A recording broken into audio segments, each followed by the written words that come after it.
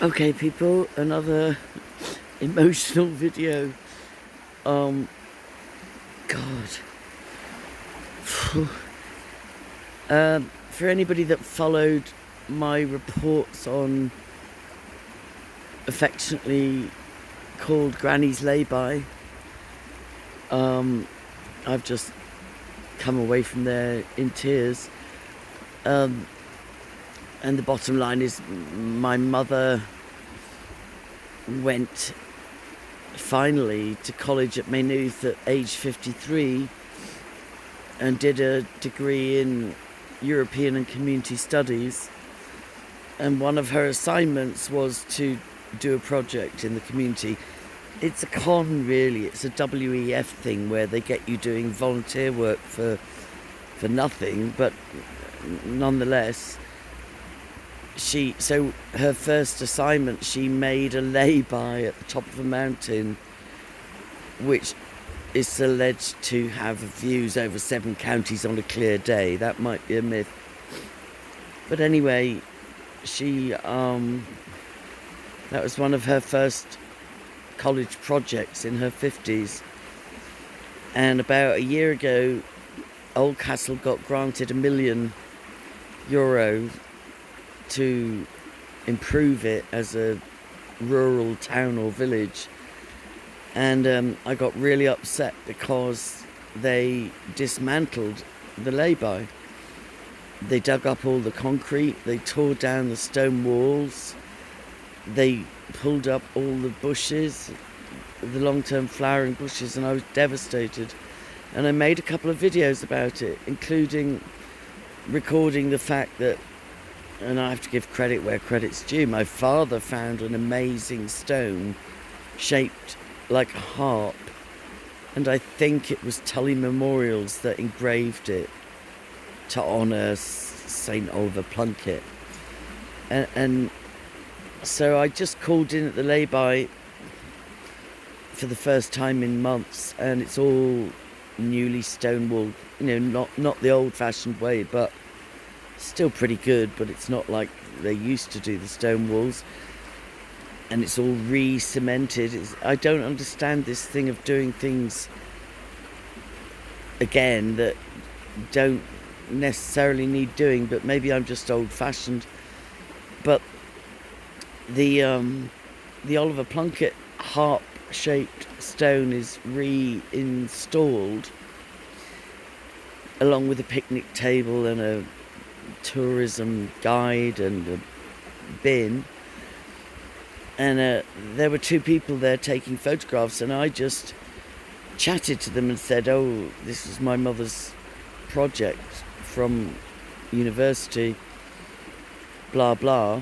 And there's a disconnect, and I've noticed that when I lived in America for 5 years in the 80s, one of the things I was really nostalgic for was to be back in Oldcastle, where everybody would say, well, you could walk, a few hundred metres and it would be, well, Harriet, well. And I've noticed that since diversity has come, including to our little town, Eastern Europeans are not used to that. They're not used to strangers greeting you. So when I chatted to these people, they seemed standoffish, and they were taking a photograph of something. And I pressed through, and I said, are you from the council? And the man said yes. There was a man and a woman. And when I finally asked him his name, he said Gindorus, so he's presumably Eastern European, and that's fine. But he was very unfriendly. And when I finally saw what they were photographing, it was a plaque in my mother's memory, which caused me to instantly burst into tears. It just said, in memory of Dot Power, without whose vision this little, beauty spot would not exist, or something like that. And so the human disconnect between Gindorus from the council and myself as the daughter of the person whose plaque he was photographing was weird, but never mind. And I want to talk. I want to say as well about trauma bonding, because I've made videos about my mother being a narcissist and an enabler and an abuser, and yet I loved her.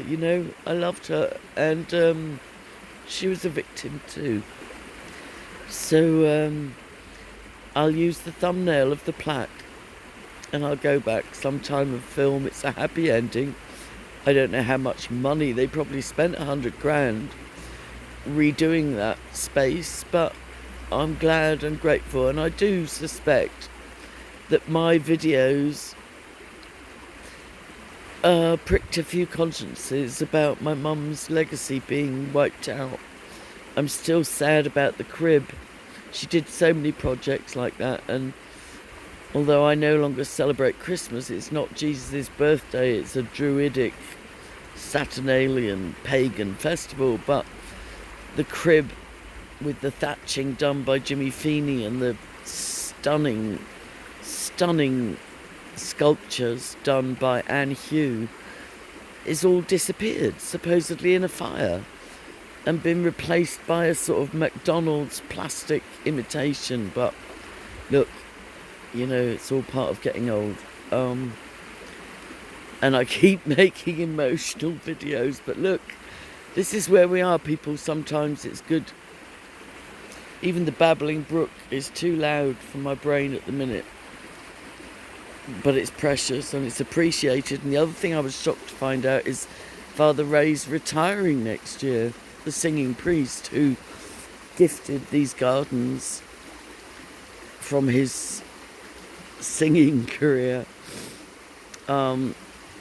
He's retiring next year from the church anyway. And the trauma bonding thing is that is the confusion. Is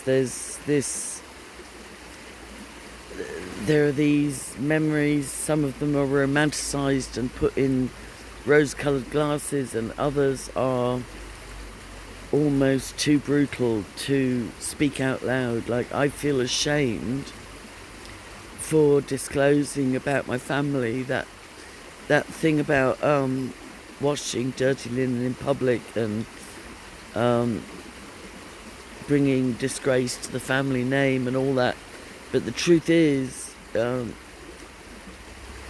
it's not my shame, but I need to really embed that realisation, don't I, Ruby? Anyway, alright, God bless people.